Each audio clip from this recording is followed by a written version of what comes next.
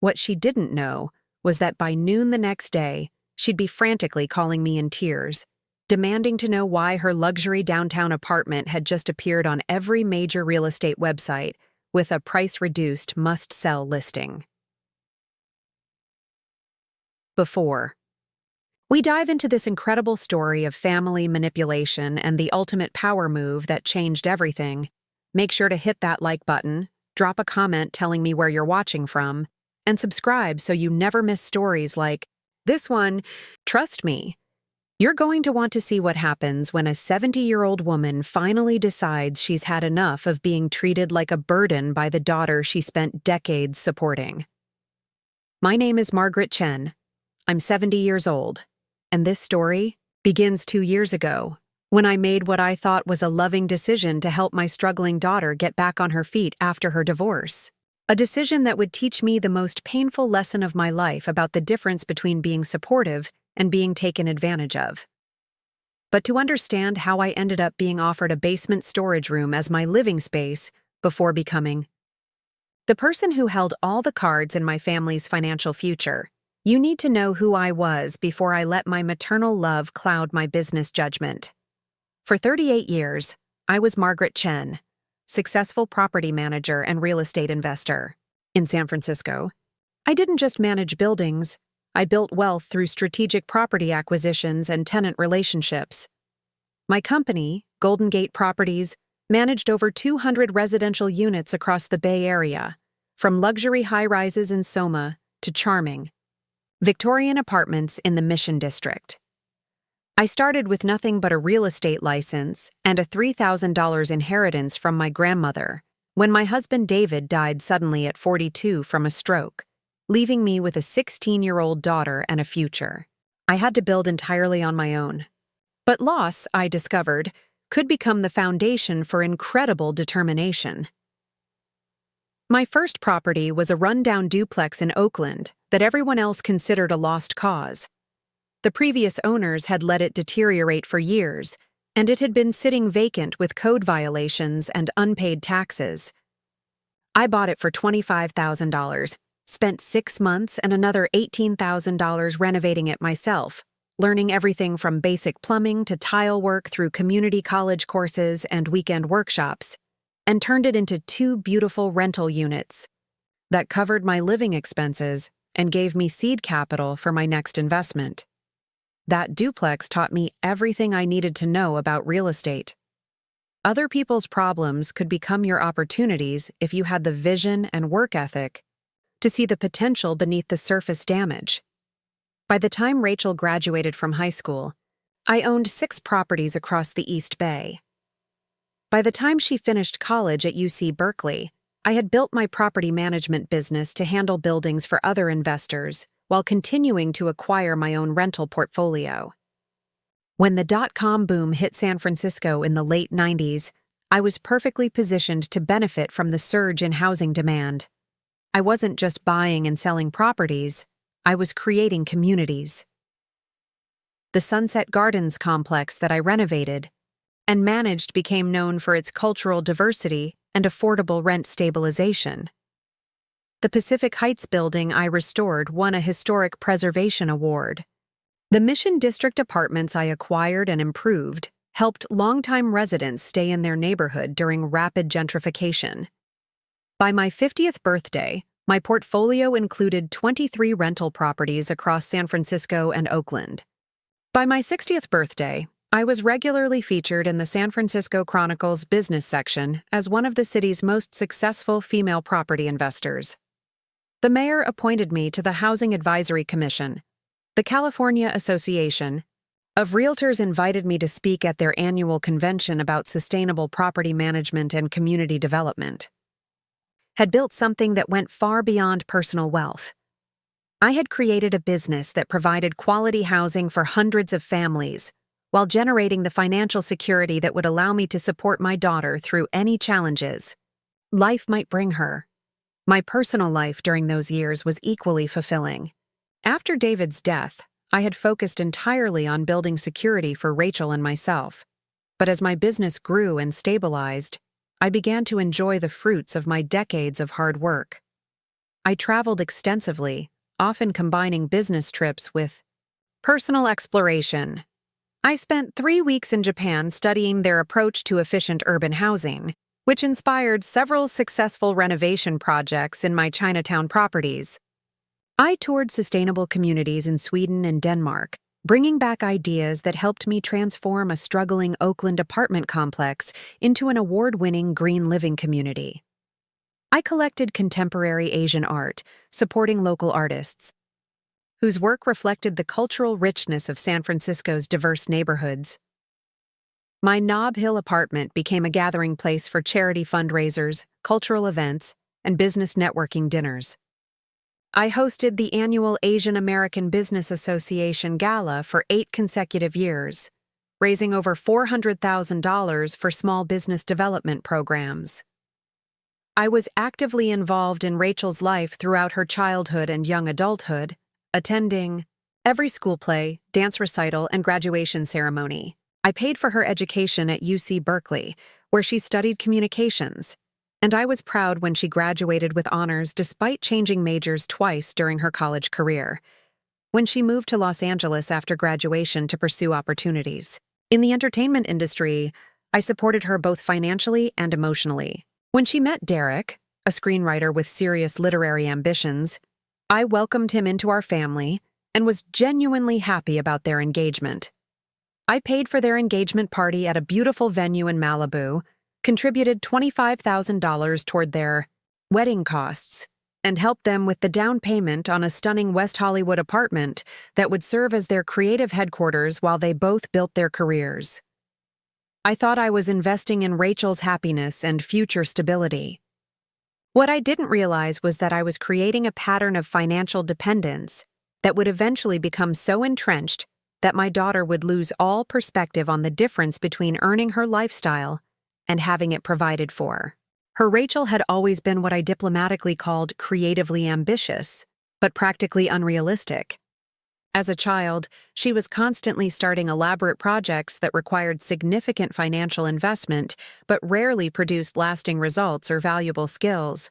At age 12, she decided she wanted to be a fashion designer and convinced me to enroll her in expensive sewing classes and buy her a professional-grade sewing machine, fabric, and supplies that cost over $800.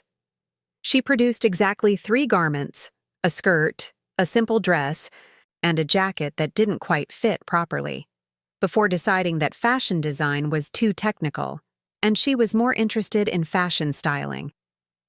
At 14, she discovered photography and begged for professional camera equipment. I spent $2,400 on cameras, lenses, and lighting equipment, plus another $600 on a photography workshop at the community college. She took hundreds of photos over the next 8 months, primarily of herself and her friends, before concluding that she preferred being in front of the camera rather than behind it.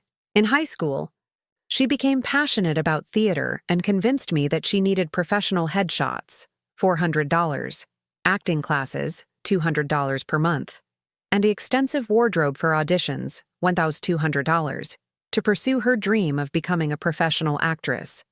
She performed in exactly 2 school plays before deciding that she was more interested in the business side of entertainment than performing. Each pursuit was presented as her true calling, the activity that would define her future career and personal identity. Each required substantial upfront investment in equipment, classes, or experiences that would give her the foundation she needed to succeed. And each was abandoned within a year when the initial excitement wore off and the actual work required became apparent. I supported every interest because I believed that exploration was part of growing up and that having resources would allow Rachel to discover her genuine talents and passions without being limited by financial constraints. I also believed that eventually she would find something that sustained her interest and commitment long enough to develop real expertise and career potential. Looking back, I realized that by removing all financial consequences from her choices, I may have actually prevented her from developing the persistence and problem-solving skills that come from having to make investments work because you can't afford to abandon them. When Rachel met Derek during her senior year at Berkeley, I was hopeful that a serious relationship would provide the emotional stability and practical grounding that had been missing from her previous pursuits. Derek was intelligent, well-educated, and genuinely committed to his writing career. He had already sold 2 short screenplays to independent filmmakers and was working on a feature-length script that had attracted interest from several production companies. More importantly, Derek seemed to understand the entertainment industry in realistic terms. He knew that building a successful writing career required years of consistent work, networking, and gradual skill development. He wasn't chasing overnight success or looking for shortcuts to fame and fortune. Their early relationship seemed to bring out the best in both of them. Rachel became more focused and goal-oriented, taking her communication studies more seriously, and developing genuine interest in the business aspects of media and entertainment. Derek became more social and optimistic, benefiting from Rachel's natural enthusiasm and extensive network of contacts. When they graduated and moved to Los Angeles together, I was genuinely excited about their prospects. Rachel had secured an entry-level position at a digital marketing agency that specialized in entertainment clients. Derek had connected with a literary agent who was actively shopping his feature screenplay. They seemed to be building adult lives based on realistic career planning and mutual support. I helped them with the down payment on their West Hollywood apartment because I believed it was a sound investment in their future. The location would be perfect for their industry networking, and the apartment itself was in a building that was likely to appreciate significantly in value over the next several years. What I didn't understand at the time was that my help with their housing costs had created a lifestyle foundation that was completely unsustainable on their actual incomes. The apartment I had helped them afford was in a neighborhood where the average resident earned twice what Rachel and Derek were making combined. To maintain their quality of life in that location, they needed to spend money on clothing, dining, entertainment, and transportation that aligned with their surroundings rather than their paychecks.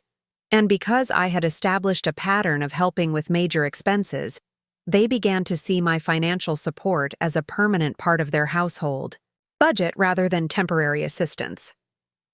Over the next 5 years, my occasional help became systematic lifestyle subsidization. I was covering their car payments when Derek's screenwriting income was unpredictable. I was paying for their vacations when Rachel wanted to maintain her social media presence with travel content. I was handling their medical expenses when their entry-level jobs didn't provide adequate health insurance coverage. Most significantly, I was covering the gap between their rent and what they could actually afford on a monthly basis. The apartment that I had helped them buy required monthly expenses that consumed nearly 70% of their combined income, leaving very little room for the lifestyle they wanted to maintain in West Hollywood. But instead of recognizing this as a problem and adjusting their living situation or spending habits, they began to treat my financial support as a natural resource that allowed them to live above their means without consequences. Rachel would call me with requests that were always framed as temporary emergencies or investment opportunities. The car needed $200 in repairs that they couldn't afford to delay. Derek had an opportunity to attend a screenwriting conference that would cost $800, but could lead to important industry connections. Rachel's job required her to maintain a professional wardrobe that was beyond her current budget. Each request made sense individually and was presented as a strategic investment in their long-term success rather than a bailout for poor financial planning. I agreed to help because I could afford to, because I wanted them to succeed, and because I believed I was supporting their efforts to build stable, independent lives.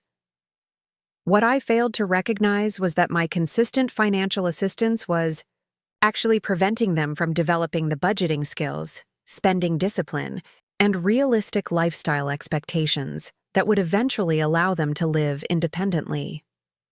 The crisis that led to Rachel's divorce began with what Derek called fundamental differences about money and priorities, but was actually a conflict between someone who wanted to live within their means and someone who had never learned what their actual means were. Derek's screenwriting career had developed slowly but steadily over their 5 years in Los Angeles. He had sold several scripts to cable networks, developed ongoing relationships with 2 production companies, and was earning approximately $45,000 per year from his writing work.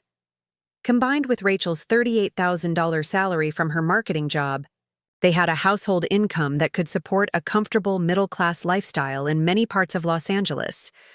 But it couldn't support the lifestyle they were actually living in West Hollywood, which required approximately $85,000 per year. To maintain comfortably, the $42,000 gap between their income and expenses was being covered by my regular financial contributions, which had become so routine that Rachel barely acknowledged them as assistance, rather than family resources that were naturally available.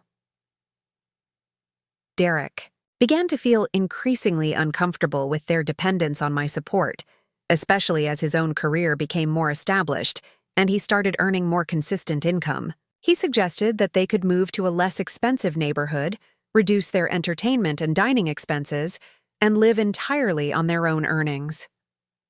Rachel resisted these suggestions, arguing that their current lifestyle was an investment in their careers, and that moving to a cheaper area or reducing their spending would actually hurt their professional prospects. She pointed out that they could afford their current lifestyle with family help that was freely offered, and that there was no reason to sacrifice their quality of life when alternatives were available.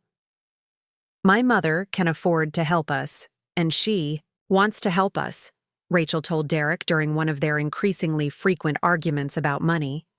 "Why should we struggle unnecessarily when we have family support that allows us to live comfortably while building our careers?" Derek's response revealed the fundamental difference in their values. "Because I want to know that the life we're living is the life we've actually earned. I want to know that our success is real, not subsidized. And I want to know that we could maintain our lifestyle even if your mother decided she didn't want to support us anymore." The argument escalated when Derek pointed out that they had no emergency savings, no retirement funds, and no realistic understanding of what their actual living expenses were because so many costs were being covered by me. If something happened to my ability or willingness to provide financial support, they would face immediate financial crisis. Rachel's response was that family members support each other through different life stages, that my help was temporary assistance while they built their careers, and that Derek was being ungrateful for the generosity that allowed them to live in a beautiful apartment and pursue their creative goals without financial stress. But Derek had done the math and realized that my temporary assistance had totaled over $200,000 during their 5 years together. That wasn't occasional help with emergencies. That was systematic funding of a lifestyle they couldn't afford independently. When Derek insisted that they needed to reduce their expenses to match their actual income, Rachel accused him of being jealous of her family's financial resources and unwilling to accept help that was freely offered by people who loved them. When Rachel refused to consider any lifestyle changes that would reduce their dependence on my financial support, Derek realized that they had fundamentally incompatible approaches to money, independence, and adult responsibility. The divorce conversation happened on a Tuesday evening in March, 3 years ago. Derek had prepared a detailed breakdown of their finances that showed exactly how much money I had contributed to their lifestyle over the previous 5 years and what their monthly expenses would need to be if they wanted to live independently. "Rachel, I love you, but I can't continue living this way," he said, showing her the spreadsheets he had created.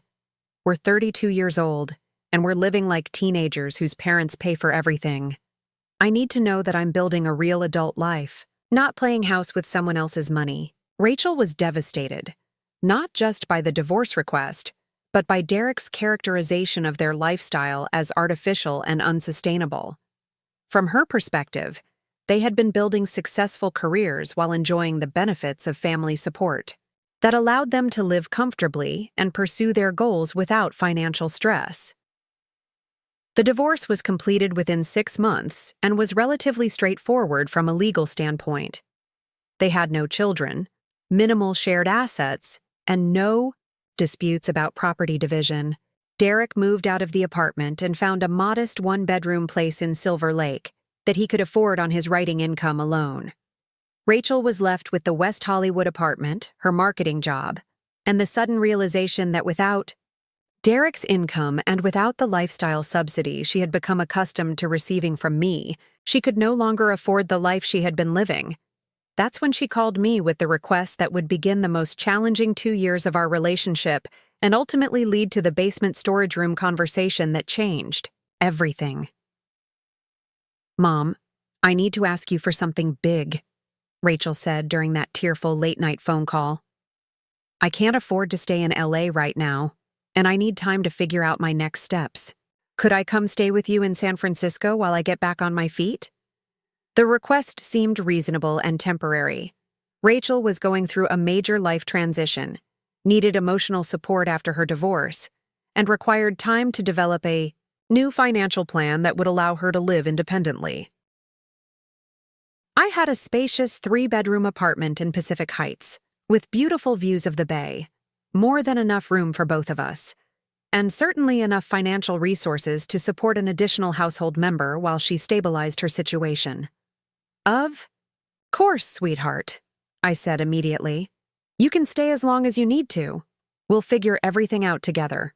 What I didn't realize was that I had just agreed to an arrangement that would gradually transform from temporary post-divorce support into systematic lifestyle subsidization, and eventually into a situation where my own comfort and dignity in my own home would become secondary to my daughter's convenience and preferences.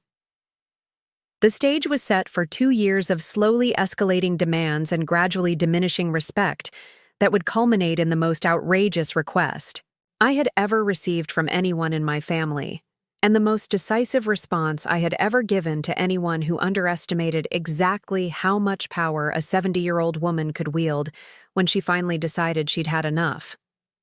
When Rachel arrived at my Pacific Heights apartment in June 2023 with 3 suitcases and 2 boxes of essential belongings, I thought I was welcoming my daughter home for a temporary healing period after her difficult divorce. What I was actually doing was opening the door to the most systematic erosion of my personal boundaries and domestic authority that I had ever experienced.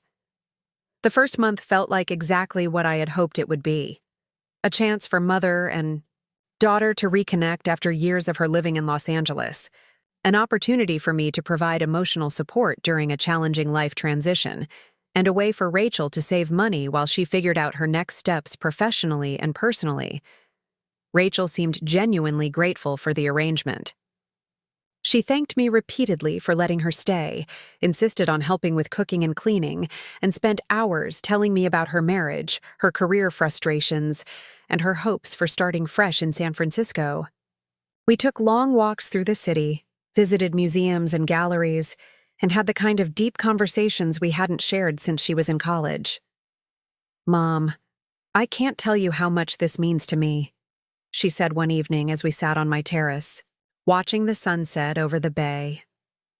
"I know I've made some mistakes with money and relationships, and I really want to use this time to get my life on track." "That's what family is for, sweetheart," I replied. "Take all the time you need to figure things out." I meant it sincerely, but I had no idea that all the time you need would gradually transform from a few months of recovery into an indefinite lifestyle arrangement that would fundamentally change the dynamics of my home and my life. The changes began so subtly that I didn't recognize them as a pattern until much later. Rachel would make small suggestions about household arrangements, rearranging the living room furniture to improve the flow, reorganizing the kitchen cabinets for better efficiency, changing our dinner schedule to accommodate her preferred meal times. Each suggestion seemed reasonable and was presented as a way to make our shared living situation work better for both of us. Moving the antique reading chair from the living room to my bedroom would give us more space for yoga and stretching. Rearranging the kitchen would make cooking easier and help Rachel contribute more effectively to meal preparation. I agreed to these changes because they seemed minor and because I wanted to be accommodating to someone who was adjusting to a major life transition. I also agreed because Rachel presented each suggestion as a way to make our shared space more functional, rather than as imposing her preferences on my home. But cumulatively, these small changes began to transform my apartment from a space that reflected my personality and lifestyle into a space that accommodated Rachel's vision of how we should be living together. The formal dining room, where I had hosted business, dinners, and charity planning meetings for years, became Rachel's workspace for her freelance marketing projects. The living room, with its carefully arranged antique furniture and art collection, was reconfigured to accommodate Rachel's yoga practice and meditation routine. My home office was partially converted to provide storage for Rachel's belongings that hadn't fit in the guest bedroom. More concerning than the physical changes were the subtle shifts in household decision-making. Rachel began making unilateral decisions about grocery shopping, meal planning, and daily schedules, always framing these decisions as helping mom by taking things off her plate. When I mentioned wanting to host my book club at the apartment, Rachel gently suggested that it might be too much stress for me and too disruptive to her work-from-home schedule. When I wanted to hire a cleaning service, as I had for over a decade, Rachel insisted that she could handle the cleaning and that paid help would be an unnecessary expense when we're both here to maintain the apartment. Each individual decision seemed reasonable, but together, they created a pattern where my preferences and routines were gradually being replaced by arrangements that served Rachel's convenience rather than my comfort. The most troubling aspect of our evolving living arrangement was the gradual shift in financial expectations. Initially, Rachel had offered to contribute to household expenses according to her limited means, and I had told her not to worry about money while she was getting back on her feet. But as weeks turned into months, Rachel's financial contributions became smaller and less regular while her consumption of my resources grew larger and more assumption-based. Her freelance marketing work was inconsistent and didn't pay well, but instead of seeking more stable employment, she seemed to expect that I would cover the growing gap between her income and her expenses. The guest bedroom became her permanent workspace, requiring additional furniture, better lighting, and upgraded internet service. Her freelance work required specialized software subscriptions, professional development courses, and networking events that somehow always needed to be funded by me. Meanwhile, household expenses that I had managed independently for years were now being treated as shared family costs that naturally fell to me as the person with more resources. Groceries became more expensive because Rachel preferred organic and specialty foods that cost twice as much as what I had been buying. Utilities increased because she worked from home and required constant air conditioning, heating, and high-speed internet. Most significantly, Rachel began making lifestyle purchases that she justified as necessary for her professional development or emotional well-being, but which I was expected to fund. New clothes for client meetings became my responsibility because I had so much more room in my budget. Expensive wellness treatments became family expenses because I should want to support her healing process. None of these expenses were explicitly demanded, but they were presented in ways that made refusal seem selfish or unsupportive. I was made to feel that questioning these costs meant I didn't care about Rachel's career development or emotional recovery.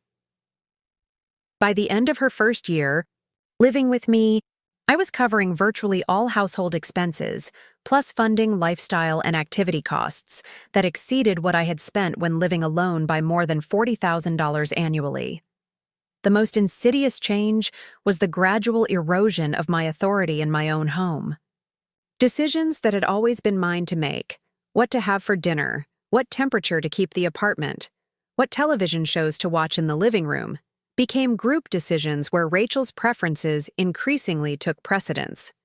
When I wanted to host charity fundraising meetings, Rachel suggested that having strangers in the apartment regularly was disruptive to her work schedule and created security concerns.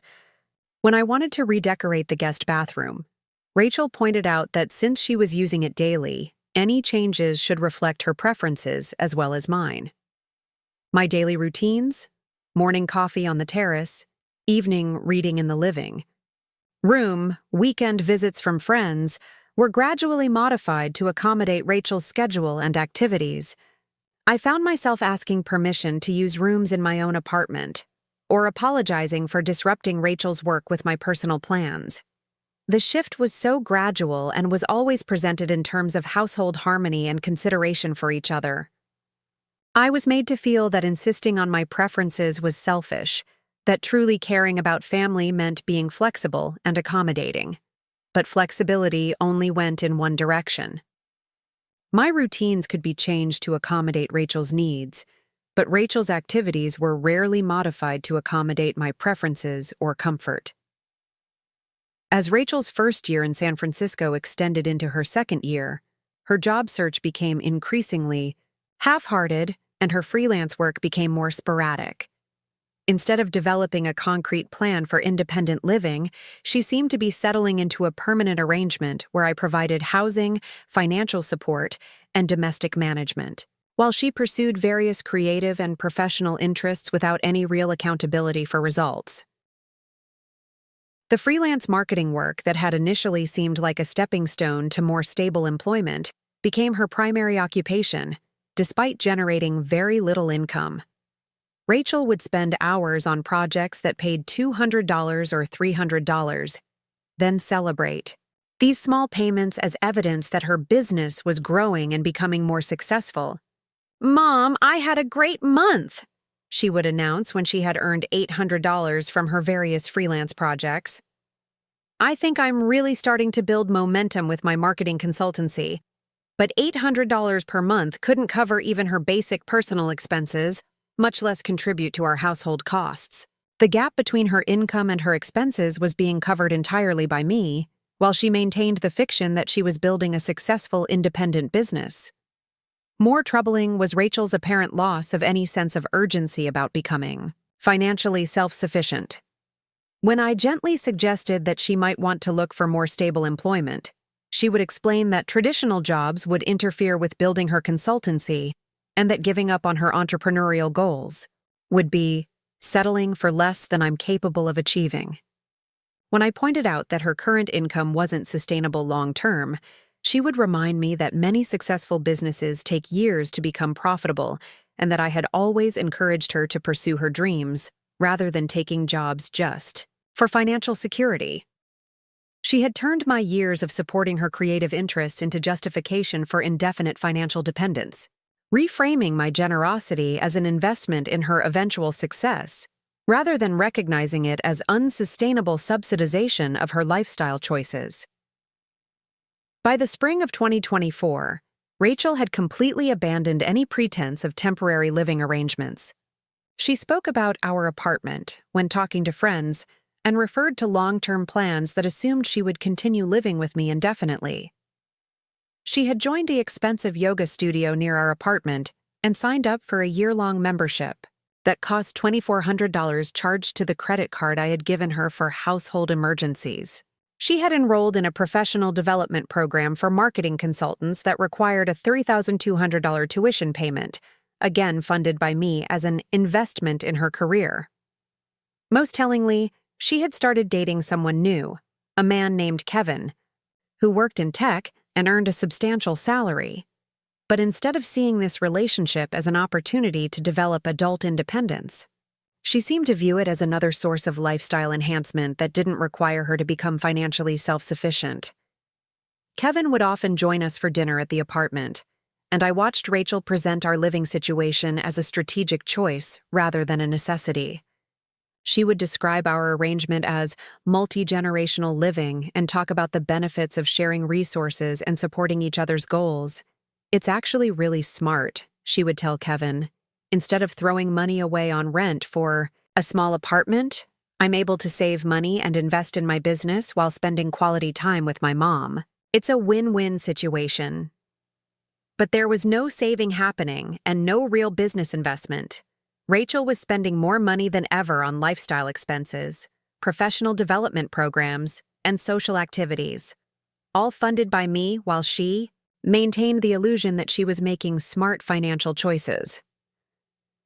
One of the most frustrating aspects of our evolving living situation was watching Rachel document our life together on social media in ways that completely misrepresented the reality of our relationship and financial arrangement. Her Instagram account, which she maintained for both personal and professional purposes, presented a curated version of our life that bore little resemblance to the actual dynamics in our household. Photos of meals that I had prepared and paid for were tagged as examples of multi-generational cooking and family collaboration. Pictures of our apartment and its beautiful furnishings were presented as Rachel's sophisticated lifestyle choices rather than my decades of careful collecting and decorating. My art collection, antique furniture, and carefully designed living spaces became the backdrop for content that portrayed Rachel as a successful consultant living in her family's elegant San Francisco apartment. The books, artwork, and cultural artifacts that I had assembled over 40 years were presented as elements of Rachel's refined aesthetic and the Chen family's sophisticated lifestyle. Most infuriatingly, Rachel had begun incorporating me into her content as a prop rather than a person. Photos of me cooking dinner were captioned as "learning traditional recipes from Mom." Pictures of me helping with her business projects were presented as examples of family mentorship and intergenerational knowledge sharing. My charitable activities and professional achievements were referenced as background for the values that shaped our family. I was being used to add authenticity and credibility to content that was essentially promoting Rachel's personal brand, but I was never credited as a contributor or partner. Instead, I was presented as a supporting character in her lifestyle story. The most frustrating part was that this content was being created in my home, using my resources and featuring my life. But I had no control over how I was portrayed or what aspects of our family life were shared with strangers on the internet. When I expressed concerns about privacy and asked to review content before it was posted, Rachel explained that authentic, spontaneous content was more engaging than staged posts, and that asking for approval would compromise the natural family dynamics that made her content appealing to potential clients. Essentially, I was told that my comfort and privacy were less important than the marketability of her content. As Rachel became more comfortable with our living arrangement, her behavior toward me began to shift from grateful daughter to entitled household manager. She started making decisions about my social activities, daily routines, and even my appearance based on what she thought was best for me or most convenient for our shared living situation. When my longtime friend Patricia Hensley invited me to join her for a weekend trip to Napa Valley, Rachel expressed concern that the travel might be too tiring for me and suggested that I should focus on maintaining my health and energy rather than taking trips that could be stressful. When I mentioned wanting to update my wardrobe with some new clothes, Rachel volunteered to manage my shopping and explained that she had better taste and more current fashion sense that would help me make better choices. When I received invitations to charity events and business functions, Rachel would review them and suggest which ones were worth my time and which ones I should decline to avoid overcommitting myself. These intrusions were always presented as caring concern for my well-being, but they had the effect of infantilizing me and creating justification for Rachel's oversight of my decisions. Most troubling was Rachel's gradual assumption of control over my financial decisions and business affairs. She began opening my mail and sorting it into categories of importance, helping me by handling routine correspondence and bill payments, and offering to manage my investment accounts to reduce my stress. When I received calls from my property management company or financial advisors, Rachel would often answer the phone and explain that I was very busy and that she could handle basic questions or schedule appointments on my behalf. She had somehow convinced herself that I needed her management and oversight, despite the fact that I had been successfully managing complex business affairs and substantial financial assets for decades before she moved in with me. The most manipulative tactic that emerged during this period was Rachel's use of emotional manipulation to justify increased control over my activities and decisions. She would express worry about my health, safety, or decision-making capacity, whenever I resisted her suggestions or insisted on maintaining my independence. "Mom, I'm just concerned about you," she would say when I questioned her interference in my social plans or business affairs. "You're doing so much for me, and I want to make sure you're taking care of yourself too." Any sign of normal fatigue, temporary stress, or minor forgetfulness was seized upon as evidence that I needed more support and supervision. When I mentioned feeling tired after a long day of meetings, it became proof that I was overexerting myself. When I forgot where I put my car keys, it was a sign of concerning memory issues. When I felt frustrated with a difficult client, it was evidence that I was under too much stress. These expressions of concern were always accompanied by offers to help by taking over responsibilities and decisions that I was perfectly capable of handling myself. Rachel offered to manage my property maintenance issues to reduce stress. She volunteered to handle my correspondence and appointment scheduling to make things easier. She suggested I didn't need to attend certain business meetings because delegating might be better for your health. The cumulative effect was to create a narrative that I was becoming frail and dependent, even though I was actually healthier and more active than many people my age. This narrative was then used to justify increased control over my life and decreased respect for my autonomy. When I pushed back against these limitations or insisted on maintaining my independence, I was accused of being stubborn or not taking care of myself. Rachel would express worry that I was in denial about my changing needs and capabilities. Perhaps the most ominous development during this period was the emergence of casual discussions about the future of my property and financial assets. These conversations were always presented as practical family planning rather than attempts to influence my decisions, but they revealed assumptions about inheritance and control that I found deeply disturbing. Rachel began making comments about when I inherit the apartment and discussing changes she would make to better suit her lifestyle and career needs. She talked about which rooms she would convert to different purposes, how she would update the decor, and what modifications would make the space more suitable for modern living. She started researching estate planning strategies and would share articles about tax-efficient wealth transfer and intergenerational financial planning. She suggested that I should consult with estate planning attorneys to make sure everything is properly structured for my future. Most concerning were the subtle suggestions that I should consider transferring some assets to her while I was still alive to avoid inheritance taxes and ensure smooth transitions. These suggestions were always accompanied by assurances that such transfers would be just legal formalities and that I would, of course, continue to control everything. When I expressed reluctance to discuss such arrangements, I was told that being proactive about estate planning was simply responsible financial management and that resisting such discussions was unfair to the family member who needed to understand her future security. The underlying message was that my property and wealth were not really mine to control indefinitely, but family resources that should be managed for Rachel's benefit, with her input and involvement in decision-making. By the winter of 2024, 18 months after Rachel had moved into my apartment for temporary post-divorce recovery, I was living as a guest in my own home. My routines revolved around Rachel's schedule. My finances supported lifestyle choices I had no input in making. My social life consisted primarily of activities and obligations that Rachel approved of. My business interests were managed around Rachel's convenience rather than my professional priorities. I had somehow become the least important person in my own household, despite being the person whose resources made everything possible. Rachel operated with the assumption that my role was to provide funding and support for her goals and activities, while her role was to allow me to participate in her life as a grateful and accommodating mother.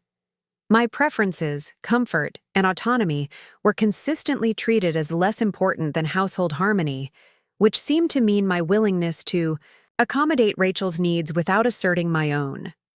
Patricia Hensley, one of the few friends who still visited regularly despite Rachel's subtle discouragement of my social activities, continued to express concern about the changes she observed. In my life and personality, Margaret, honey, you've stopped making decisions about your own life, she said during one of our coffee meetings. Everything you do now is filtered through Rachel's preferences and schedule. That's not healthy for either of you. She was right, and I knew it. But I also felt trapped by my own generosity and maternal instincts. How do you establish boundaries with an adult child who is living in your home? How do you demand respect from someone you love?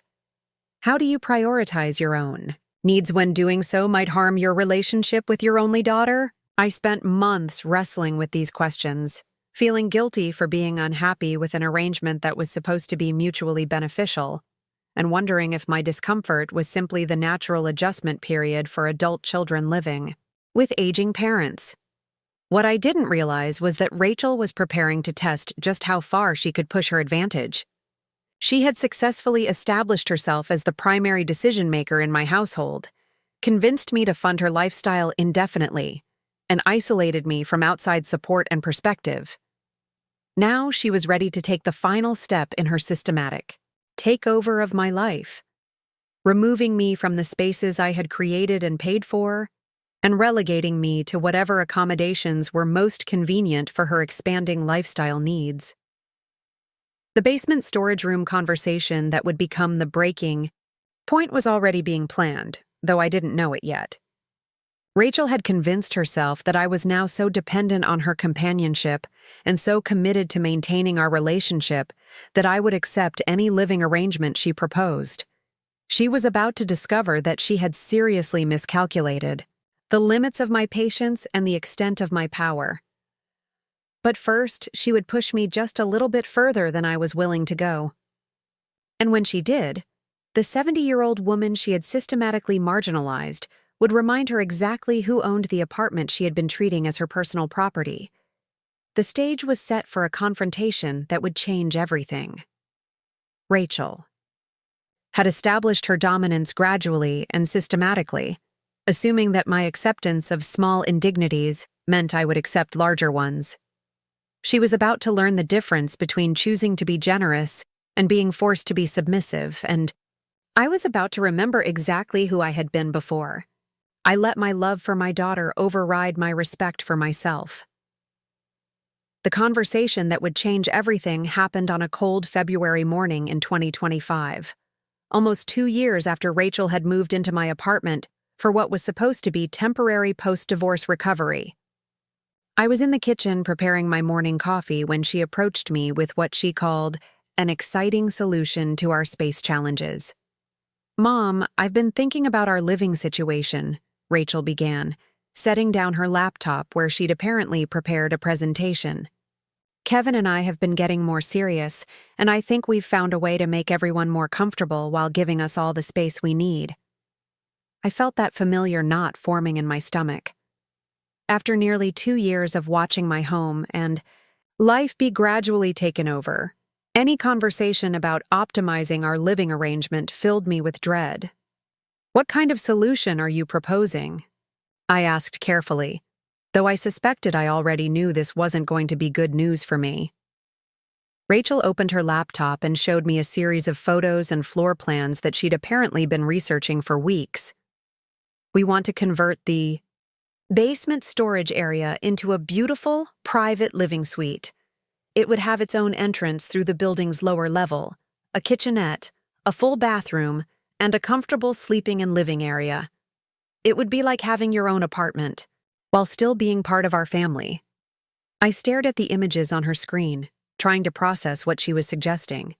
"You want to convert the basement storage area into a living space?" "Not just any living space," Rachel jumped in quickly. "A beautiful, customized suite designed specifically for your needs and preferences. Think about it. You'd have complete privacy when you want it, but you'd still be right here with family when you want companionship." Kevin, who had been quietly sitting at the kitchen table during this presentation, nodded enthusiastically. "Margaret, Rachel showed me the basement space, and with the right renovation, it could be really beautiful. We're talking about a full, apartment-style conversion with proper lighting, flooring, and all the amenities you'd need. The proposal was presented with such enthusiasm and apparent thoughtfulness that I almost missed the fundamental problem. They were suggesting I move out of my own apartment to live in the basement storage area. But this is my apartment, I said slowly. Why would I move into the basement when I already have my own bedroom and living space here? Rachel's expression became earnest and concerned. Mom, we've noticed that you sometimes seem overwhelmed by all the activity up here. You've mentioned feeling like you don't have enough private space, and we thought this would be the perfect solution. When did I mention that? Well, not in so many words, Kevin said, but we can tell when you're feeling stressed by our work calls and daily activities. And honestly, the main apartment layout isn't really ideal for 3 adults with different schedules and needs. So your solution is for me to move into the basement? Into a beautiful custom apartment, Rachel corrected. Mom, this would be like having your own luxury studio. We've researched contractors and we can have it completed in just 8 weeks. Polished concrete floors, custom cabinetry, a gorgeous bathroom with a walk-in shower, everything designed exactly to your specifications. Kevin leaned forward, his expression sincere and persuasive. Margaret, think about what you'd gain. Complete independence, but with family right upstairs. Your own kitchen so you can eat whatever you want, whenever you want. Your own climate. Control so you can keep it exactly the temperature you prefer. Your own entertainment setup so you don't have to coordinate with anyone else for TV time. They had clearly rehearsed this presentation and anticipated my objections. For every concern I raised, they had a response that made their proposal sound reasonable and beneficial. What about my current bedroom, my office space, all my furniture and belongings? We'll move everything you want into your new suite, Rachel assured me. And honestly, it might be a good opportunity to downsize a bit. You've accumulated so many possessions over the years, and this would be a chance to keep only the things that really matter to you in a more manageable space. I had never expressed any desire to downsize my possessions. In fact, every item in my apartment had been carefully chosen and held significant personal or financial value. And what happens to the main apartment? What would you use the additional space for? Rachel exchanged a quick look with Kevin before answering. Well, we'd naturally need to spread out a bit more. Kevin's been working from home more often, and he really needs a proper office space for his tech consulting work. I need more room for my marketing projects and client meetings. We've been feeling pretty cramped, trying to share the guest bedroom, as both sleeping and working space. And my home office? We thought that could become Kevin's workspace, Kevin said. I've been doing a lot of video conferences lately, and I really need a quiet, professional environment for client calls. They were planning to take over my entire apartment while moving me into the basement. My bedroom would become something else. My office would become Kevin's workspace. My living spaces would be repurposed for their expanding lifestyle and career needs. But the way they presented it, I was the one who would benefit from this arrangement. I would gain privacy and independence. They would be doing me a favor by creating a custom living space designed for my comfort and preferences. How much would this conversion cost? I asked. We've gotten quotes from several contractors, Rachel said, pulling up another screen. For a really high-quality conversion with all the features we've discussed, we're looking at approximately $75,000 to $85,000. And who would pay for this? Another glance between them. Well, it would be an investment in your comfort and our family's living situation, Rachel said. We thought it would be appropriate to handle it as a household expense. Household expense. Meaning I would pay $80,000 to convert my own basement storage area into living space so I could move out of my own apartment and let them take over the main rooms. I need to think about this, I said. Of course, Rachel said quickly. But Mom, we're really excited about this project. We think it's going to make everyone so much happier and more comfortable. And the sooner we get started, the sooner you can start enjoying your new independence. Over the following days, they continued to present the basement conversion as an exciting opportunity rather than the fundamental displacement it actually represented. They showed me Pinterest boards of beautiful basement apartment conversions. They brought me contractor estimates and timelines. They discussed design elements and layout options as if my enthusiasm for the project was a given. Rachel even arranged for me to visit a similar basement apartment conversion in a building across town, where an elderly man had been convinced by his family to move into a beautifully renovated basement space while his adult children took over his main apartment. "See, Mom?" Rachel said as we toured the space. "This is exactly what we're talking about. Mr. Rodriguez is so happy with his setup. He has everything he needs, complete privacy, and his family is right upstairs when he wants company." What Rachel didn't mention was that Mr. Rodriguez looked profoundly sad and isolated, and that his beautiful basement apartment, despite its high-end finishes, felt like a luxurious prison designed to keep an inconvenient elderly person out of the way. They had convinced themselves, or wanted me to believe they had convinced themselves, that moving me into the basement was an act of generosity rather than an eviction from my own home. When I didn't immediately embrace their basement conversion proposal, Rachel and Kevin launched a systematic campaign to convince me that their plan was not only reasonable, but necessary for family harmony and my own well-being. The campaign began with what seemed like innocent observations about the challenges of our current living arrangement. "Mom, I noticed you seemed frustrated yesterday when Kevin had that long conference call while you were trying to read," Rachel mentioned during breakfast. "That's exactly why the basement suite would be such a blessing for you. You'd never have to deal with household noise again." "Margaret, I could tell you were stressed when I had to take that client call during your book club meeting," Kevin added. "With your own space, you'd never have to worry about our work activities interfering with your personal time." They began to frame every minor inconvenience of shared living as evidence that I desperately needed the solution they were offering. If Kevin took a work call while I was watching television, it proved I needed my own space. If Rachel had a client meeting during my dinner preparation, it demonstrated the necessity of my own kitchenette. If I had to wait to use the bathroom in the morning, it showed why I needed my own private facilities. But the pressure campaign also included more subtle manipulations designed to make me feel guilty for not embracing their plan. "We just want you to be happy, Mom," Rachel would say with apparent sincerity. "We can see that living with busy working adults isn't always easy for you, and we want to find a solution that gives you everything you need." Kevin would add, "Margaret, we love living here with you, but we want you to love having us here too. If our current arrangement isn't working for you, we want to fix that."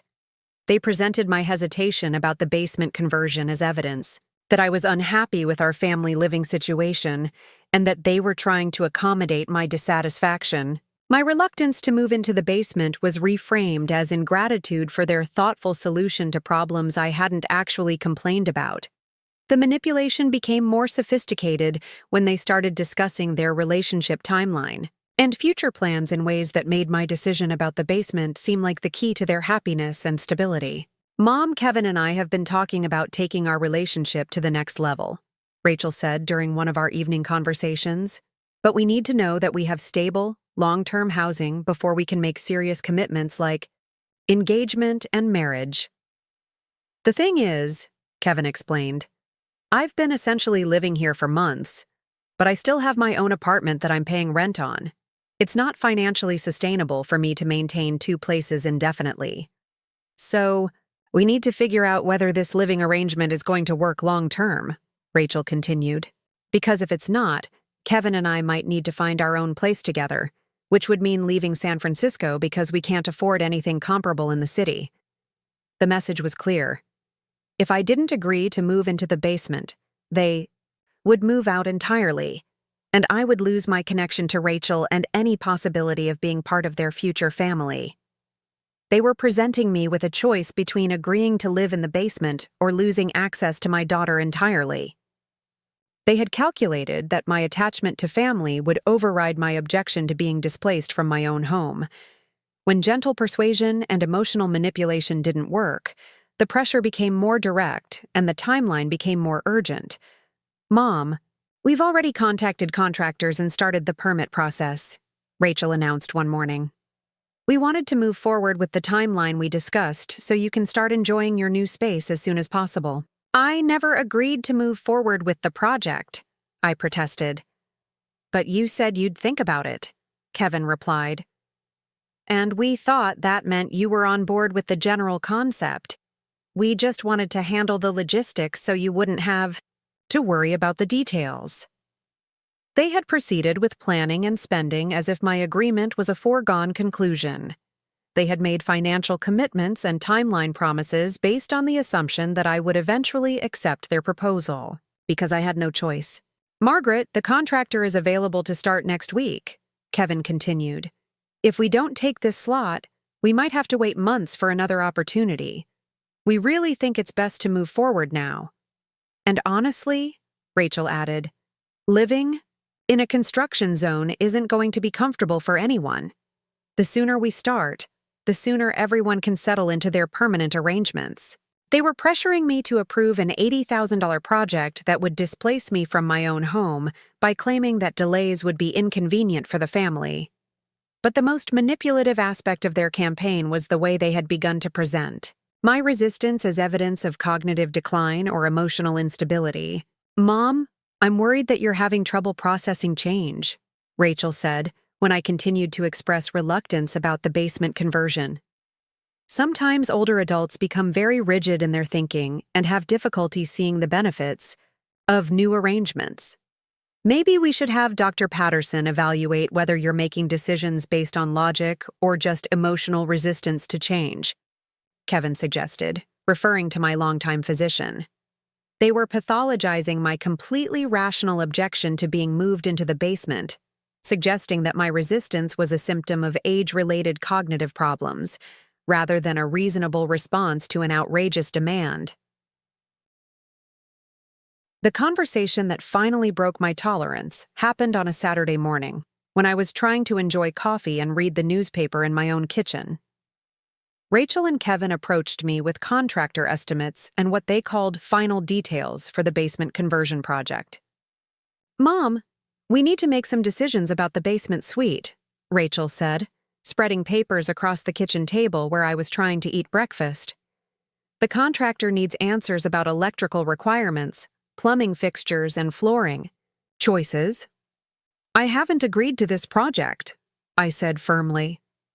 Kevin's expression became patient in a way that was unmistakably condescending. "Margaret, we understand that change can be difficult, especially for someone your age.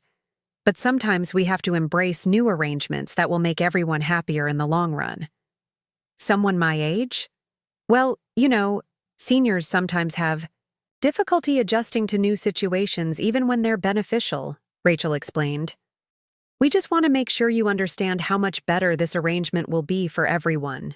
"Rachel, I'm 70, not 90, and I'm perfectly capable of understanding the implications of your proposal." "Of course you are," Kevin said quickly. "But maybe you're not seeing all the advantages. Margaret, this basement suite is going to be amazing. You'll have complete independence, total privacy, and your own space designed exactly for your needs." "My needs? Or your need to take over my apartment?" The question hung in the air for a moment before Rachel responded with the kind of strained patience usually reserved for difficult children. "Mom, this isn't about taking over anything. This is about creating a living arrangement that works better for everyone. The main apartment will still be your property, but it will be configured in a way that gives everyone appropriate space and privacy." "Appropriate space, which means I get the basement while you get the apartment." "You get a custom apartment while we handle the responsibilities of maintaining the main apartment," Kevin corrected.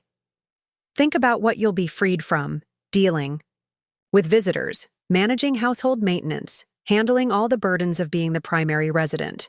Those aren't burdens to me. This is my home." Rachel leaned forward, her expression becoming more serious. "Mom, can we be honest here? You're not getting any younger, and this apartment is getting harder for you to manage. We've noticed you seem tired more often, and we're worried about you trying to maintain such a large space by yourself. I maintain this apartment with professional help that I can easily afford. But wouldn't it be easier to have a smaller space that's designed for your current needs?" Kevin asked. "Margaret, we're not trying to push you out. We're trying to create a situation where you can age in place comfortably while still being close to family. Age in place, in the basement, while they took over my apartment. And what if I say no?" I asked. Rachel and Kevin exchanged one of their meaningful looks before Rachel answered. "Mom, we hope you won't say no, because we think this is really the best solution for everyone. But we also have to be realistic about our needs and future plans." "What does that mean?" Kevin took over, his voice gentle but firm. "It means that our current living arrangement isn't sustainable long-term. I need proper workspace for my consulting business. Rachel needs room for her marketing projects and client meetings. We both need to think about what's going to work best for our relationship and our professional goals. And if this apartment can't accommodate all of our needs in its current configuration," Rachel added, "we might need to consider other living arrangements." The threat was subtle but unmistakable. If I didn't agree to move into the basement, they might move out entirely, taking my access to Rachel and leaving me alone in my apartment. "Are you threatening to move out if I don't agree to your basement conversion?" "We're not threatening anything," Kevin said quickly. "We're just being honest about our needs and trying to find a solution that keeps our family together while meeting everyone's requirements." "Because frankly, Mom," Rachel continued, "Kevin and I have been talking about whether this living arrangement is working for us long-term. We love being close to you, but we also need to consider what's best for our relationship and our future. Together." They were presenting me with a choice between agreeing to live in the basement or losing access to my daughter. They had calculated that my attachment to family would override my objection to being displaced from my own home. That's when I realized they had fundamentally misunderstood who they were dealing with. Sitting at my own kitchen table, listening to my daughter and her boyfriend explain why I should pay $80,000 to move into my own basement storage area so they could take over my apartment, I experienced a moment of absolute clarity about my situation. For nearly 2 years, I had been gradually accepting smaller indignities in the name of family harmony. I had allowed my routines to be disrupted, my space to be taken over, my resources to be consumed, and my authority to be undermined because I believed that was what good mothers did. I had told myself that the problems were temporary, that the benefits of having Rachel close outweighed the inconveniences, and that my discomfort was a small price to pay for being part of my daughter's life as she rebuilt after her divorce. But the basement conversion proposal stripped away all the rationalizations and revealed the truth about my situation.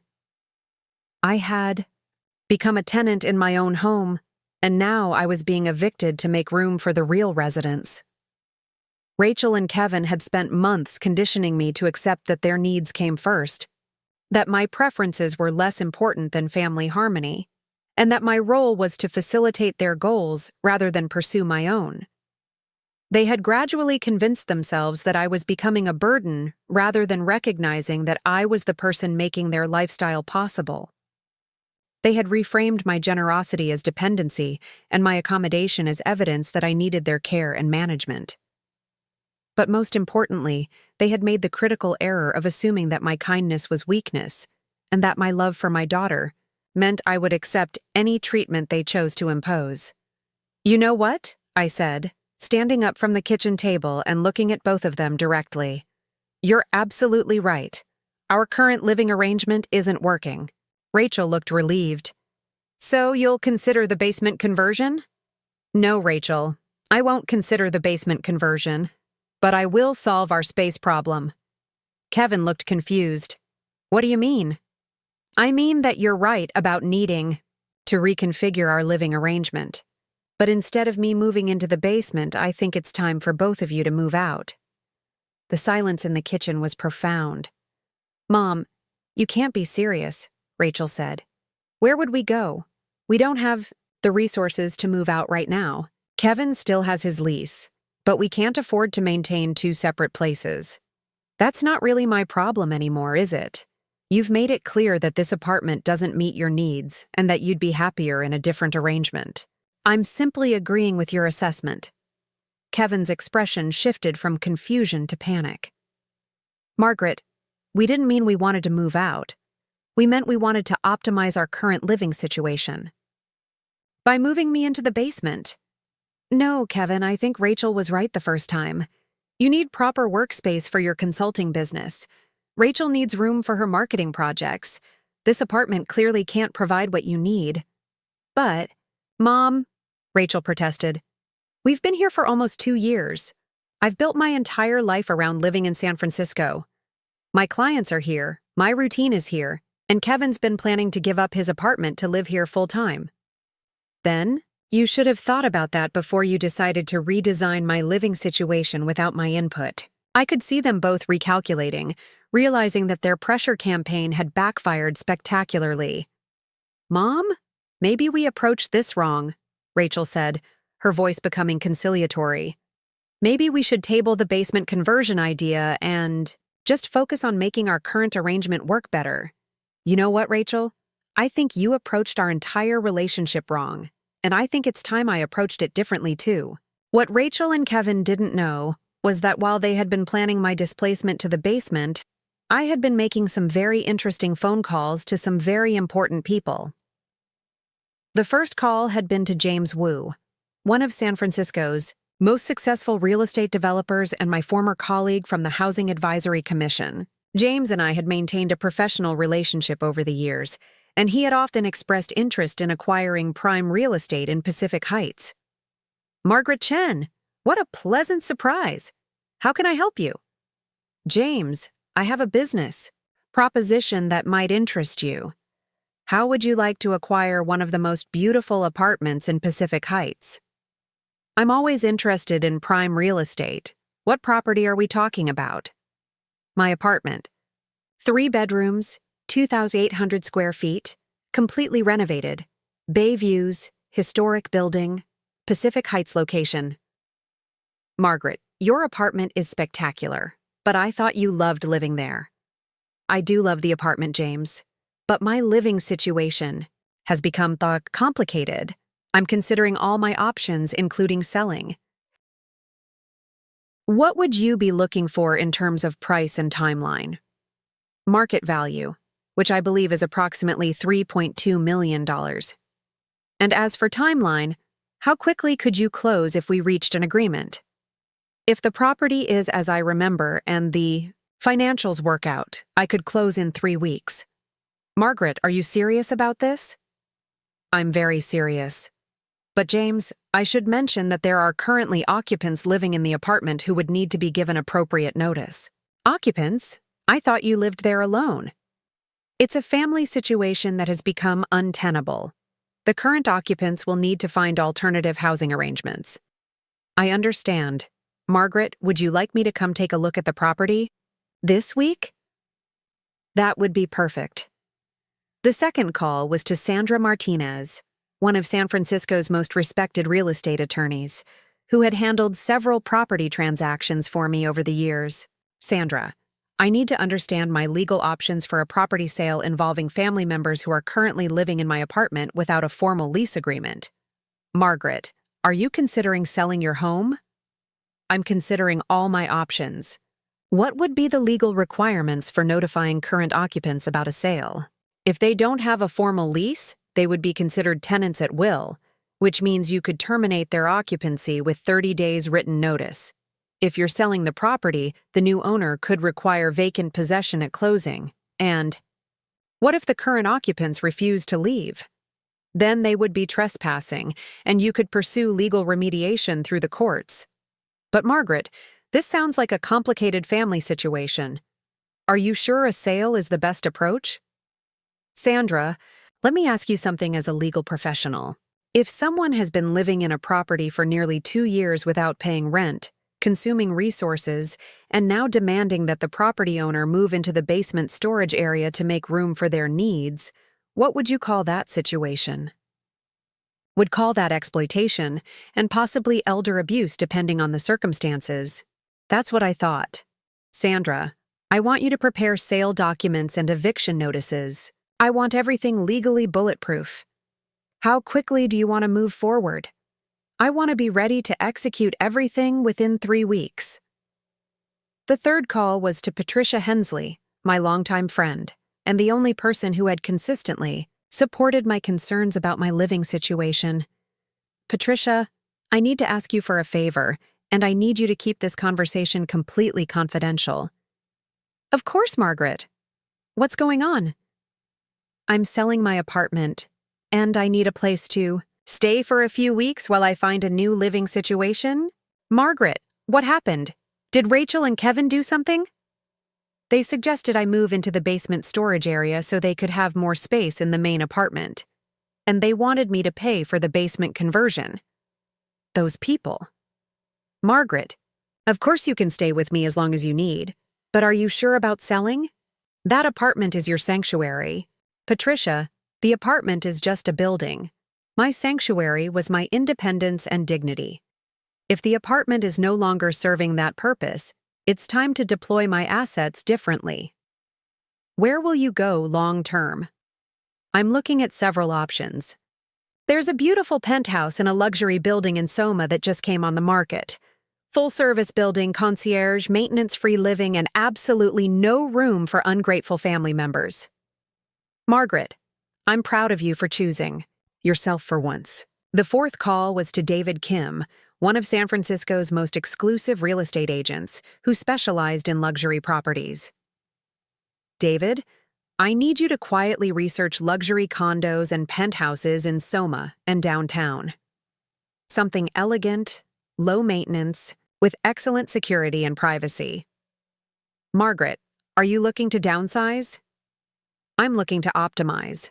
I want a beautiful space that's entirely my own, where I can entertain when I choose to and have solitude when I prefer it. I have several properties that might interest you. There's a penthouse at Millennium Tower that's absolutely stunning. 2,200 square feet, city and bay views, top floor privacy, full service building. How much? $2.4 million, but I think we could negotiate. David, I want to see it this afternoon. The Millennium Tower penthouse was everything I hadn't realized I was missing. 2,200 square feet of elegant modern space with floor-to-ceiling windows overlooking both the city and the bay. 2 bedrooms, 2.5 bathrooms, a gourmet kitchen with top-of-the-line appliances, and a wraparound terrace perfect for entertaining or solitude. The building offered concierge services, valet parking, a fitness center, and 24-hour security. The other residents were successful professionals and retirees who valued privacy and sophisticated living. Most importantly, it was entirely my space, designed for my comfort and preferences, with no room for family members who might gradually take over my life. David, I want to make an offer, I said after spending 2 hours touring the property and building amenities. Excellent. What price point are you considering? Full asking price? Cash offer? 3-week closing. Margaret, that's very aggressive. Are you sure you don't want to negotiate? David, I'm 70 years old. I don't have time for negotiations. I want this property, I can afford this property, and I want to move forward immediately. Within 24 hours, my offer was accepted. Within 48 hours, James Wu had toured my apartment and made his own full-price offer. Within 72 hours, I had signed contracts to sell my apartment and purchase my penthouse. Sandra Martinez had prepared all the legal documents, including 30-day eviction notices for Rachel and Kevin. Everything was in place for the most satisfying real estate transaction of my career. 3 weeks later, on a bright March morning, I woke up in my apartment for what would be the last time. Rachel and Kevin were still unaware that anything had changed, though they had been increasingly puzzled by my cheerful acceptance of their basement conversion timeline, and my sudden lack of resistance to their household management decisions. Had spent those 3 weeks being the most accommodating mother and host imaginable. I had agreed to every request, funded every expense, and appeared to embrace every suggestion they made about our family living arrangements. They thought they had finally worn down my resistance and convinced me to accept my reduced role in my own household. They were about to discover that they had been catastrophically wrong about my motivations and capabilities. At 10 a.m., James Wu arrived with his attorney, closing documents, and a cashier's check for $3.2 million at 10:30 a.m. The moving truck I had secretly arranged arrived to collect the personal belongings I had quietly packed over the previous weeks. At 11 a.m., Sandra Martinez arrived with eviction notices and legal documents. At 11:15 a.m., I had the most satisfying conversation of my adult life. "Rachel, Kevin, could you please join me in the living room? We need to discuss a change in our living arrangements." They arrived looking slightly annoyed at being interrupted from their morning routines, but still completely unaware that their world was about to change. "I wanted to let you know that I've sold the apartment," I announced calmly. The silence that followed was absolute. "You what?" Kevin managed to whisper. "I sold the apartment. To James Wu, who you may remember as one of San Francisco's most successful developers. He's purchasing it as an investment property." Rachel found her voice first. "Mom, you can't sell the apartment. We live here. My whole business is based here. Our entire life is here." "Your entire life was here," I corrected. "But as you explained to me just 3 weeks ago, this apartment doesn't meet your needs, so I've solved that problem for you." Kevin looked like he was going to be sick. "Margaret, when did you do this? How did you do this without telling us?" "I did it over the past 3 weeks while you were planning my move to the basement." I decided that rather than reconfigure my living situation to accommodate your needs, I would reconfigure my entire life to prioritize my own needs. "But where are we supposed to go?" Rachel demanded. "That's not my problem anymore. Sandra Martinez has prepared 30-day eviction notices for you. You have until the end of the month to find alternative housing arrangements." Sandra stepped forward and handed each of them legal documents. "These notices comply with California tenant law and give you the legal minimum time to relocate." 30 days? Rachel's voice was rising. "We can't find a place and move in 30 days? "You can and you will," I said firmly, "because the alternative is being removed by the sheriff's department for trespassing." Kevin looked at me with an expression I had never seen before, a mixture of shock, anger, and something that might have been respect. "Margaret, this is insane. You can't just sell your apartment and kick us out because you're upset about the basement conversion." "Kevin, I'm not upset about the basement conversion. I'm educated about the basement conversion. It taught me exactly how little respect you have for me and how far you're willing to push your advantage." "But what about our relationship?" Rachel demanded. "What about being a family? What about all the time we've spent building our life together?" "Rachel, we haven't been building a life together. You've been building your life using my resources while gradually eliminating my presence from my own home." I stood up and walked to the windows, looking out at the bay view that had been mine for over 15 years. "You spent nearly 2 years gradually convincing me that my preferences didn't matter. My comfort was less important than your convenience. And my authority in my own home was subject to your needs and Kevin's career requirements." I turned back to face them. "You made the mistake of believing that my kindness was weakness and that my love for you meant I would accept any treatment you chose to impose." "But Mom," Rachel protested, "we never meant to make you feel unimportant. We love you, and we want you to be part of our family." "Then you should have treated me like a valued family member instead of like a convenient resource to be managed and eventually displaced." What happened next was the moment I had been anticipating for 3 weeks. Rachel and Kevin began to realize that their financial situation was far more precarious than they had understood. "Margaret, maybe we can work something out," Kevin said, his voice becoming desperate. Maybe the basement conversion wasn't the best idea. Maybe we can find a different solution. Maybe we can, I agreed. But it won't involve this apartment because I no longer own this apartment. Rachel looked confused. Where are you going to live? I've purchased a penthouse at Millennium Tower, 2,200 square feet, city and bay views, concierge, services, and space for exactly one person to live exactly as she chooses. A penthouse? Kevin's voice was faint. $2.4 million paid in cash, which I was able to afford because I'm worth approximately $12 million, not including the $3.2 million I just received for this apartment. The expressions on their faces were priceless. For nearly 2 years, they had treated me like a financially dependent widow who should be grateful for their company and management. They had never bothered to understand the extent of my wealth or the reality of my financial independence. $12 million? Rachel whispered.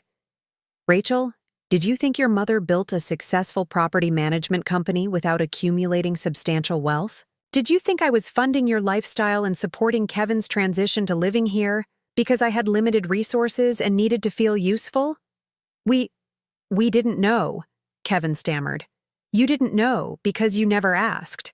You made assumptions about my financial situation that served your convenience, and you never bothered to verify whether those assumptions were accurate.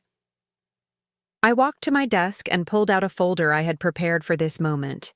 Sandra, would you please explain to Rachel and Kevin what they're losing by being evicted from this property? Sandra opened her legal folder and consulted her notes.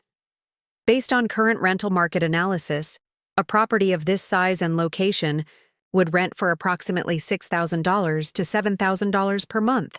Over 22 months, that represents housing value of approximately $132,000 to $154,000. She continued. Additionally, based on Margaret's financial records, she has contributed approximately $95,000 to support your lifestyle, business expenses, and personal costs during your residency here. So, in total, I said, you have received approximately $250,000 in housing and financial support over the past 22 months. That's more than most people earn in 4 years.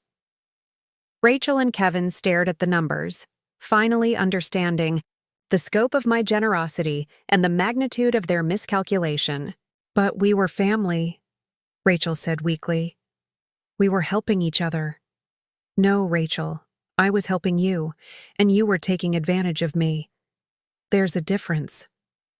Over the following hour, as the reality of their situation sank in, Rachel and Kevin went through several stages of reaction. First was denial. This can't be real. You can't just uproot our entire life because of one conversation about living space. Then anger. This is cruel and vindictive. You're destroying my business relationships and Kevin's career stability over a misunderstanding. Then bargaining. What if we apologize? What if we promise things will be different? What if we contribute more to household expenses and respect your space better? Finally, a kind of grudging respect mixed with desperation. Mom, Rachel said, I think we've learned something important about taking family for granted. Is there any way we can start over and rebuild our relationship on better terms? Rachel, our relationship doesn't need to be rebuilt. It needs to be redefined. And that process starts with you understanding that I'm not your housing solution, your funding source, or your retirement plan. But we're still family, Kevin said. That has to count for something. It counts for everything, I replied. Which is why I'm giving you 30 days to find housing instead of having you removed immediately for trespassing. Which is why I'm not pursuing legal action for the financial exploitation of an elderly person. And which is why I'm willing to maintain a relationship with you going forward, provided it's based on mutual respect rather than your convenience. Rachel looked around the living room where she had spent the last 22 months building what she thought was her permanent life in San Francisco.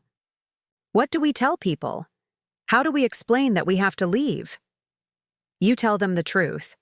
that family relationships require mutual respect and consideration, that your mother decided to live independently while remaining part of your life, and that this change is happening because you made some poor decisions about how to treat people who love you?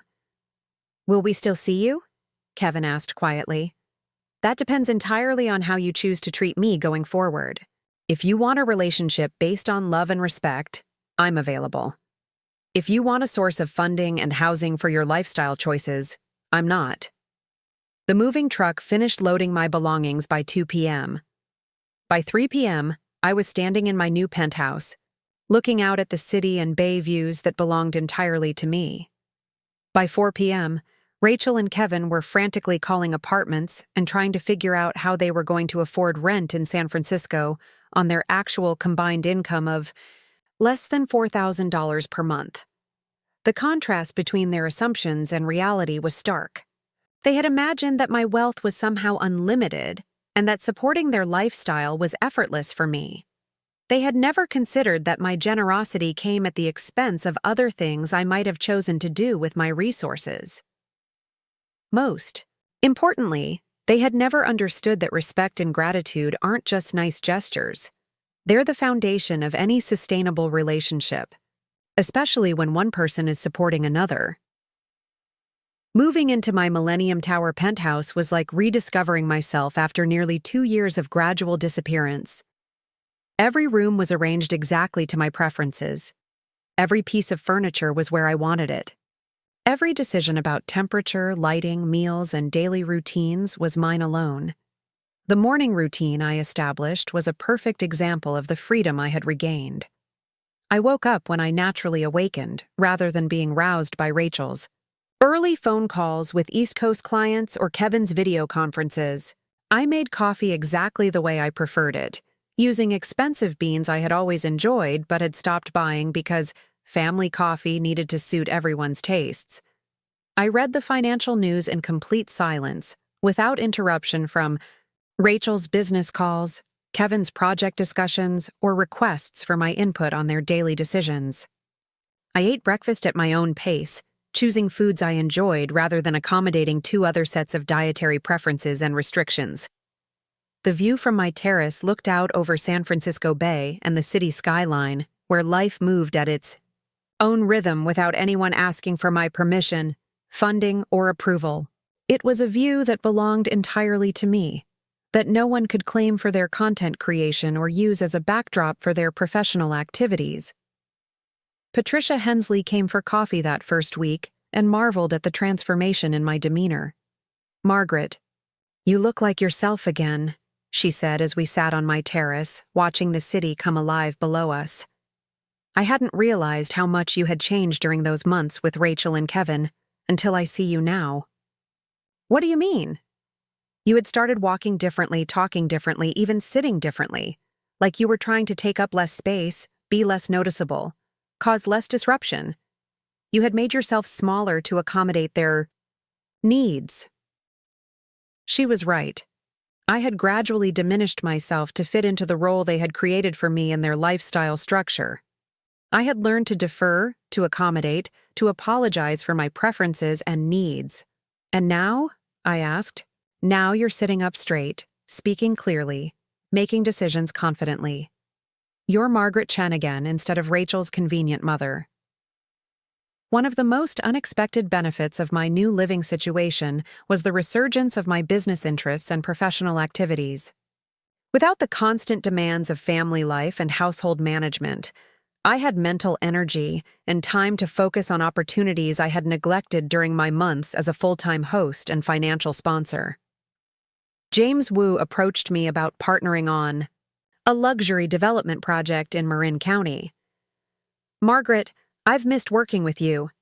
Your understanding of property management and tenant relations always elevated our projects beyond simple real estate development.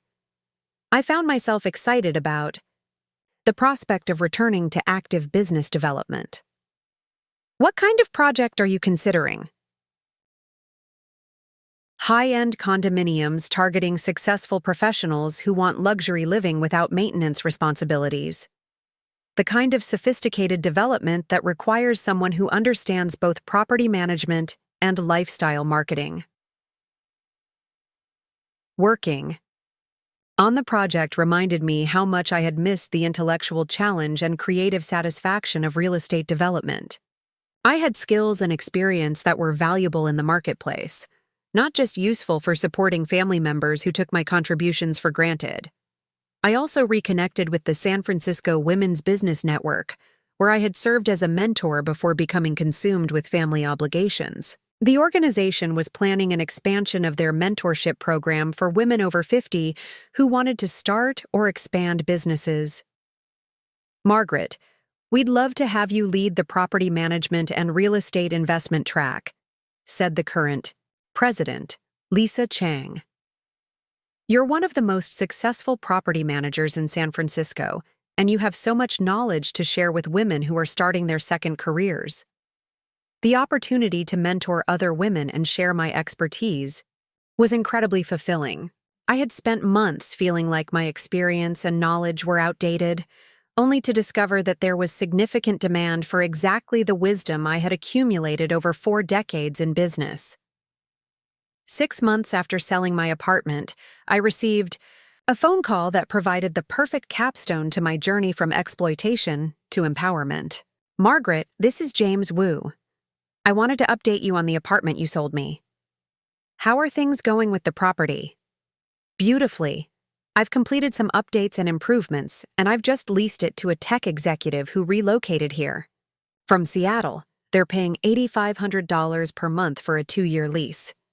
I did the quick math. James was earning $102,000 annually from the property I had sold him, while Rachel was struggling to afford $3,200 per month rent for a much smaller 1-bedroom apartment in the Mission District that she was sharing with Kevin. That's wonderful. James, I'm glad the property is being well maintained and appreciated. Margaret, I also wanted to mention that the tenant specifically commented on the beautiful renovation work and the quality of the finishes. They said it was clear that the previous owner had taken exceptional care of the property. After we hung up, I sat on my penthouse terrace and reflected on the transformation of the past year. I had gone from being taken for granted in my own home to living independently in a space designed entirely for my comfort. I had gone from funding other people's dreams to pursuing my own interests and goals.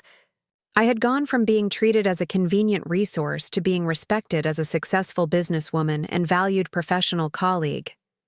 Most importantly, I had learned the difference between being generous and being exploited, between loving family and enabling bad behavior, between accommodating others and disappearing myself.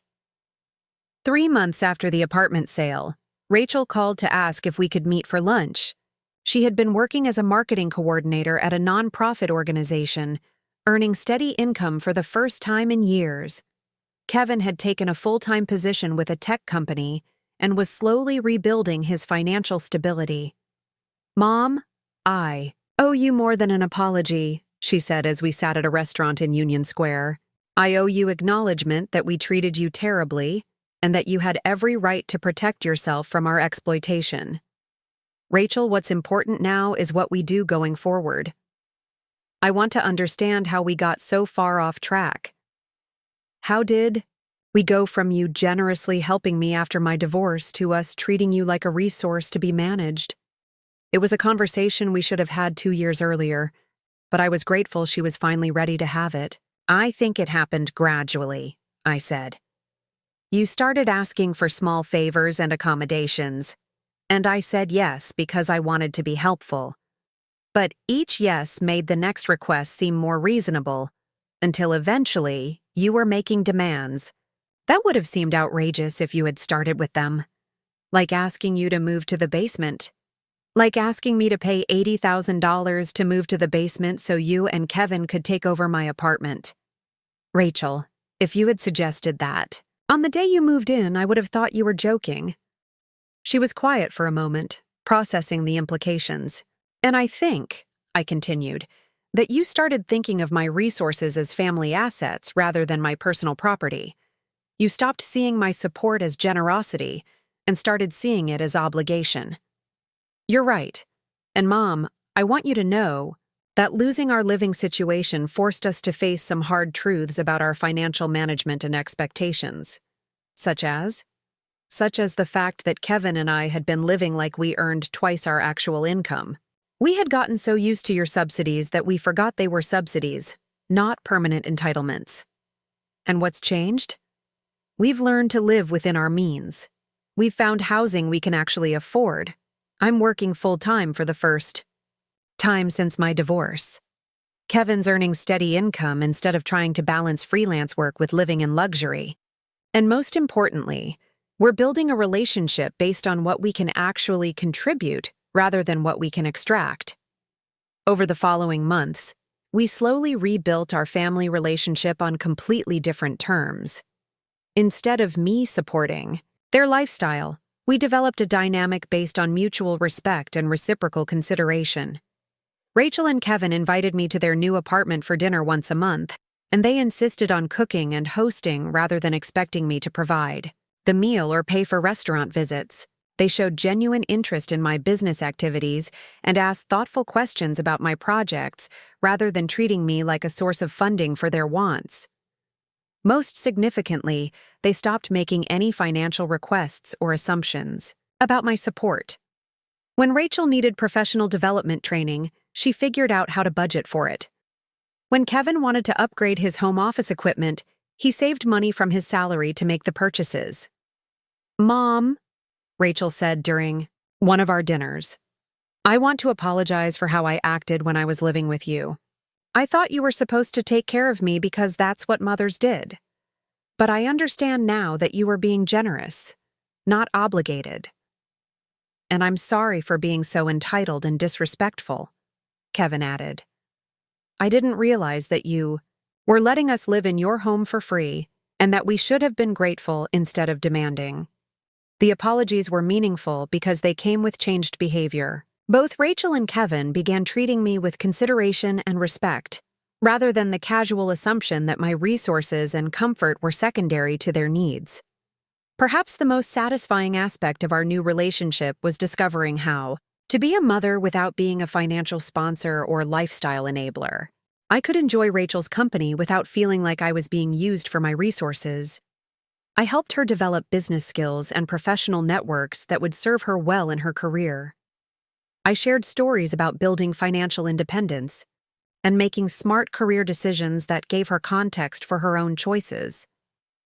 I provided emotional support and practical advice when she asked for it, rather than having my guidance taken for granted or dismissed. Most importantly, I modeled independence, self-respect, and financial responsibility. She saw me living in a beautiful home that I had earned through my own work. She watched me pursue business interests and social activities that brought me satisfaction. She learned that older adults could be vibrant, capable, and self-determined, rather than dependent and deferential. Mom, I want to be like you when I'm older, Rachel said during one of our museum visits. I want to have my own money and my own home and make my own decisions about how to live.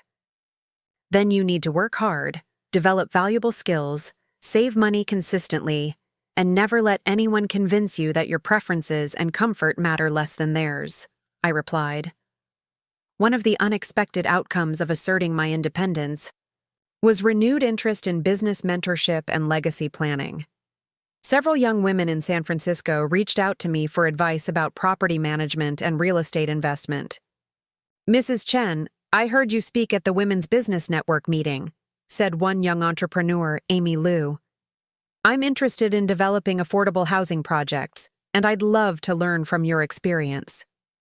Working with emerging businesswomen reminded me how much knowledge I had accumulated and how valuable that knowledge could be to the next generation of female entrepreneurs. I began considering ways to formalize my mentorship activities and possibly establish a foundation focused on women's business development in real estate. The irony wasn't lost on me that while my own daughter had dismissed my expertise as outdated, other people recognized its current value and sought my guidance for their own projects. Today, I live exactly as I choose to live. I wake up when I want to wake up, in a home that reflects my taste and preferences, I pursue business opportunities that interest me and social activities that bring me joy. I maintain relationships with family members who treat me with respect and distance myself from those who don't. Rachel has learned to appreciate our relationship instead of taking it for granted. Kevin has developed into a thoughtful young man who understands the difference between earning and expecting. And I have rediscovered the satisfaction of being Margaret Chen, successful businesswoman, independent woman, and mother on my own terms, rather than someone else's convenient resource. The basement storage area they wanted me to live in remains a basement storage area in James Wu's investment. Property used exactly as it was designed to be used. The penthouse I chose for myself has city and bay views, full-service amenities, and space for exactly one person to live exactly as she chooses. And the difference between those two options represents the difference between accepting what others think you deserve and demanding what you know you're worth. Sometimes the best thing you can do for people who take you for granted is to stop being available to be taken for granted. Sometimes the most loving thing you can do for family members who exploit your generosity is to teach them the value of what they're losing. And sometimes the most powerful thing you can do when someone suggests you belong in the basement is to show them exactly who owns the apartment. If you're watching this and you recognize yourself in my story, if you're being taken for granted by people you love, if your generosity is being treated as obligation, if your comfort and dignity are being sacrificed for others' convenience, I want you to know that you have more power than you realize. You have the power to say no. You have the power to set boundaries. You have the power to prioritize your own well-being. And you have the power to walk away from any situation that doesn't serve your best interests, even if that situation involves family members you love. Love doesn't require you to accept mistreatment. Generosity doesn't require you to enable exploitation.